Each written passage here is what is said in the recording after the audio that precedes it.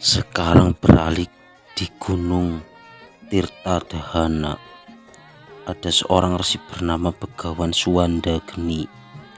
Dia sering bersemayam di pertapaan Padepokan Ardi Sekar. Resi Suwanda Geni berputra dua orang anak. Yang pertama bernama Bambang Sumantri dan yang kedua bernama Sukrosono. Bambang Sumantri mempunyai perwujudan yang sangat berparas ganteng, berbeda dengan adiknya Sumantri. Sumantri berparas tampan, sementara adiknya Sukrosono putra Resi Suwanda Geni berburuk rupa, berwujud raksasa kerdil. Suwanda Geni sangat mengasihi dan sayang kepada kedua putranya itu. Tidak ada perbedaan kasih sayangnya kepada kedua anaknya. Pendidikannya diarahkan kepada hal-hal yang bersifat kesantikan, kesaktian, dan menanam rasa kebaktian kepada umat. Olah keprajuritan pun sangat diperhatikan. Putra-putranya itu dibentuk menjadi manusia yang mendalami rasa keperwiraan dan kepahlawanan. Tetapi Sumantri tidak begitu suka bergaul dengan Sukrosono, dan dalam hidup sehari-hari dia selalu menghindar dari adiknya itu. Dia malu akan wujud adiknya yang berwujud raksasa kerdil, berwajah jelek dan menakutkan itu. Setelah dewasa, suatu kali Sumantri datang ke pertapaan Suwanda Geni. Lama dia menunggu di tepi gua Gunung Tirtadahana. Dia menunggu sampai ayahnya terbangun dari tapanya. Sumantri melihat ayahnya keluar dari mulut gua dan seakan tahu bahwa anaknya itu sedang menunggu di mulut gua.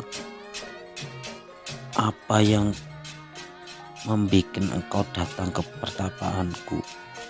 Saya memohon izin kepada ayah. Saya mohon agar ayah izinkan dan perkenankan mengabdi pada Raja Titisan Wisnu. Mengabdi pada Titisan Raja Wisnu? Ya ayah, kalau sudah bosan bersama ayah, apa yang ingin kau cari mengabdi pada Raja Titisan Wisnu?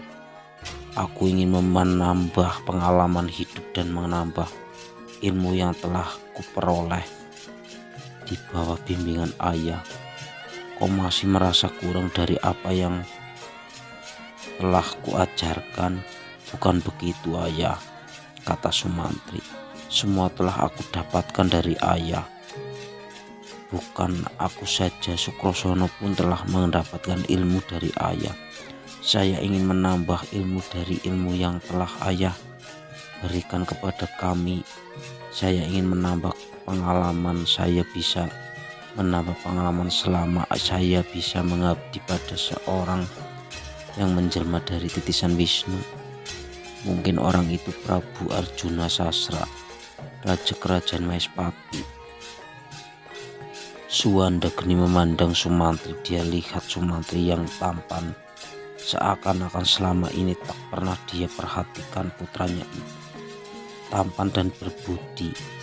Begitu pula terhadap Sukrosono yang berwujud raksasa kerdil bajang itu. Di mana dia, Sukrosono? Dia tidak bersamamu? Sumantri diam.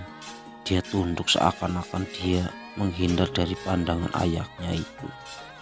Dia merasa inilah saat-saat terakhir ayahnya memandang dengan kasih sayang kepada dirinya. Bila ayahnya mengabulkan keinginan anaknya itu, kemungkinan ayahnya sudah sadar bahwa Sumantri dan Sukrosono akhirnya akan membawa nasibnya sendiri-sendiri. Adikmu di mana? Mengapa tidak kau ajak serta ke pertapaanku ini? Saya tidak mengajaknya ayah.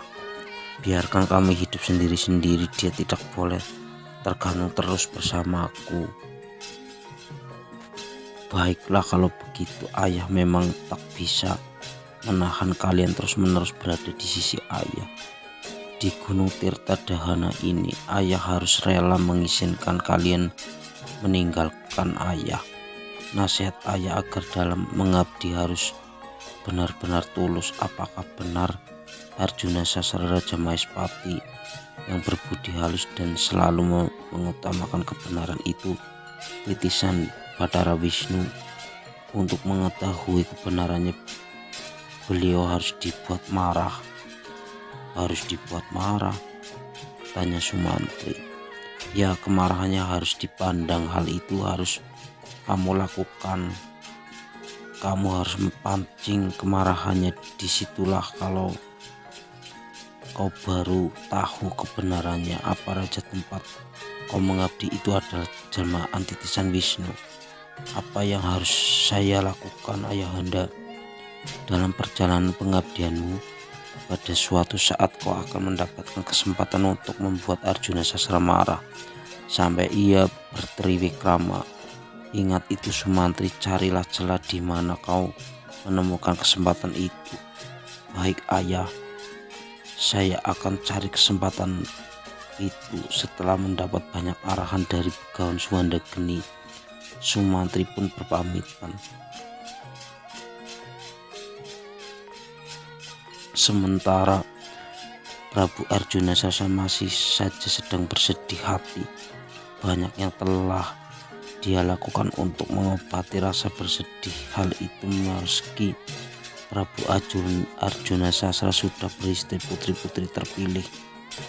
Namun menurut anggapan Prabu Arjuna Sasra belum ada istri seperti yang didambakannya. Rakyatnya juga ikut merisaukannya. Mereka turut bersedih melihat rajanya yang luhur itu. Raja yang memiliki belas kasih kepada rakyatnya. Bahkan dia adalah raja yang menaruh belas kasih terhadap musuh sekalipun. Bila musuh itu sudah bertobat, tetap mengayominya. Kondisi kejiwaannya yang raja seperti itu menyebabkan negara tidak aman. Kerajaan terkena tulah. Semuanya itu disebabkan perbuatan raja.